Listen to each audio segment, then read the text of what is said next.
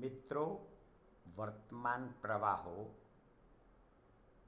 Video number 20 revenue તલાટી, GPSC, GSSB, એઈઆઈ જેવી સ્પર્ધાત્મક પરીક્ષાઓમાં વર્તમાન પ્રવાહોના ઘણા બધા પ્રશ્નો પૂછાતા હોય છે. અત્યાર સુધી આપણે વર્તમાન પ્રવાહોનો આ 20મો વિડીયો છે. આ ઉપરાંત જાહેર વહીવટ, બંધારણ અને અન્ય જનરલ નોલેજની બાબતોના વિડીયો પણ આ યુટ્યુબ પર આપને જોવા મળશે. યુટ્યુબનું એડ્રેસ છે સક્સેસ એક્ઝામ બાય જોશી. આપ સબસ્ક્રાઈબ કરો. ઘણી બધી બાબતો નવી જાણવા મળશે, પરીક્ષામાં ઉપયોગી થશે. આજે આપણે 5 પ્રશ્નો વર્તમાન પ્રવાહો વિશે જોઈએ અને એની વિગતે સમજૂતી મેળવીએ. હવે પછીના વિડીયોમાં શક્ય હોય તો આજે, નહીં તો આવતીકાલે અમદાવાદમાં જે વિમાન દુર્ઘટના બની એને લગતો વિગતે વિડીયો, કેવા કેવા પ્રશ્નો પૂછી શકાય એની સમજૂતી સહ આપને જોવા મળશે. તો વર્તમાન પ્રવાહોના પ્રશ્નો જોઈએ. ભારતનું પ્રથમ પાણીની અંદરનું સંગ્રહાલય અને કૃત્રિમ કોરલ રીફ કયા રાજ્યમાં શરૂ કરવામાં આવ્યું? ગોવા, કેરળ, મહારાષ્ટ્ર, તામિલનાડુ.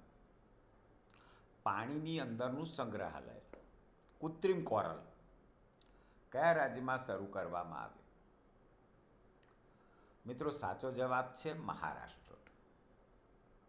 દરિયામાં જે કોરલ હોય છે, અહીં કૃત્રિમ કોરલ રીફ તૈયાર કર્યું છે મહારાષ્ટ્રમાં. મહારાષ્ટ્રના સિંધુદર્ગ જિલ્લાના વેગુલારામાં નિવતી રોક્સ નજીક ભારતનું પ્રથમ પાણીની અંદરનું સંગ્રહાલય વિકસાવવામાં આવ્યું છે. આ પ્રોજેક્ટનું મુખ્ય આકર્ષણ ભારતીય નૌકાદળનું નિષ્ક્રિય યુદ્ધ જહાજ INS ગુલદાર, જેને પાણીની અંદર સાચવવામાં આવી રહ્યું છે.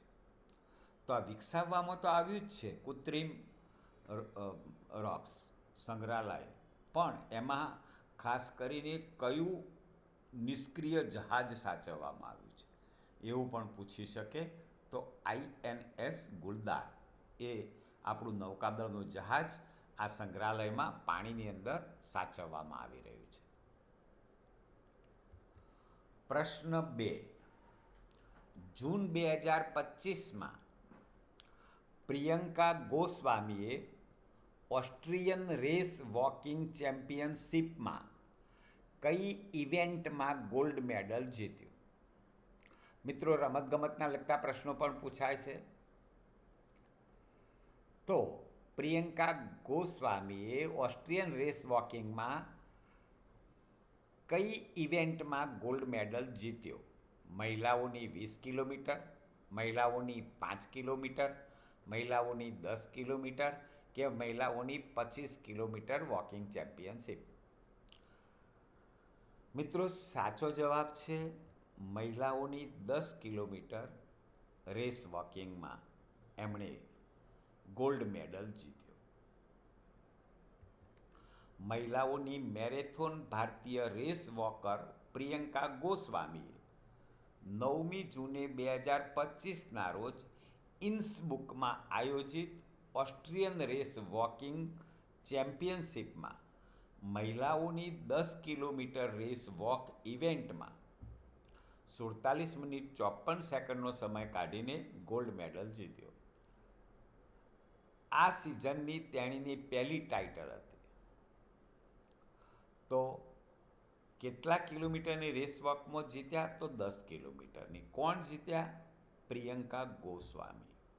કેટલા સમયમાં? તો 47 મિનિટ 54 સેકન્ડમાં. પ્રશ્ન 3. તાજેતરમાં બોલિવૂડ અભિનેત્રી માલદીવના ગ્લોબલ ટુરિઝમ એમ્બેસેડર તરીકે નિયુક્ત કરવામાં આવી છે.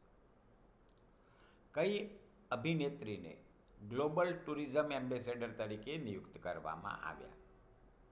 દીપિકા પાદુકોણ, આલિયા ભટ્ટ, કેટરીના કૈફ, કૃતિ સેનન? મિત્રો, સાચો જવાબ છે કેટરીના કૈફ.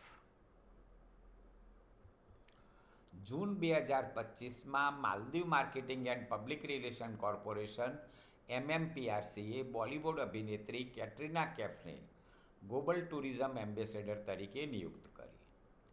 આ જાહેરાત ભારતના વડાપ્રધાન નરેન્દ્ર મોદીની માલદીવની મુલાકાત પહેલાં કરવામાં આવી હતી, જેનો ઉદ્દેશ બે દેશો વચ્ચે પર્યટન સાંસ્કૃતિક સંબંધોને વેગ આપવાનો હતો. તો પર્યટન અને સાંસ્કૃતિક સંબંધોને વેગ આપવા માટે કેટરીના કૈફને ગ્લોબલ ટુરિઝમ એમ્બેસેડર તરીકે નિયુક્ત કરવામાં આવ્યા. પ્રશ્ન 4. તાજેતરમાં સમાચારમાં ચમકેલા ફ્યુગો જ્વાળામુખી કયા દેશમાં સ્થિત છે? ફ્યુગો જ્વાળામુખી. સાચો જવાબ છે ગ્વાટેમાલા. ફ્યુગો જ્વાળામુખી મધ્ય અમેરિકાના સૌથી સક્રિય જ્વાળામુખીમાંનો એક છે, જે ગ્વાટેમાલામાં સ્થિત છે. તાજેતરમાં જ તે ફાટી નીકળ્યો હતો અને જેના કારણે અધિકારીઓએ નજીકના વિસ્તારોમાંથી 500થી વધુ લોકોને સ્થળાંતર કરવા પડ્યા હતા. પ્રશ્ન 5. એક રાષ્ટ્ર એક ચૂંટણી તાજેતરમાં સમાચારમાં ચમક્યું એ કઈ સમિતિ સાથે સંબંધિત છે? રામનાથ કોવિંદ, પ્રતિભા પાટીલ, મનમોહનસિંહ, રાધાકૃષ્ણન? સાચો જવાબ છે રામનાથ કોવિંદ સમિતિ સાથે એક રાષ્ટ્ર એક ચૂંટણી એ સંબંધિત છે. કેન્દ્રીય કેબિનેટે ભૂતપૂર્વ રાષ્ટ્રપતિ રામનાથ કોવિંદની આગેવાની હેઠળ ઉચ્ચસ્તરીય સમિતિ હાઈ લેવલ કમિટી દ્વારા સૂચવ્યા મુજબ લોકસભા, રાજ્યસભા, વિધાનસભાઓ અને સ્થાનિક સંસ્થાઓ માટે એક સાથે ચૂંટણી કરવાની ભલામણને મંજૂરી આપી હતી. મિત્રો, આ જ પ્રકારના વિડીયો જોવા માટે success exam by Joshi subscribe કરો અને તાજેતરમાં થયેલા વિમાન ક્રેશ એને લગતા બહુ જ મહત્ત્વના સવાલો માટે હવે પછીનો વિડીયો જોવા માટે રાહ જુઓ. આભાર.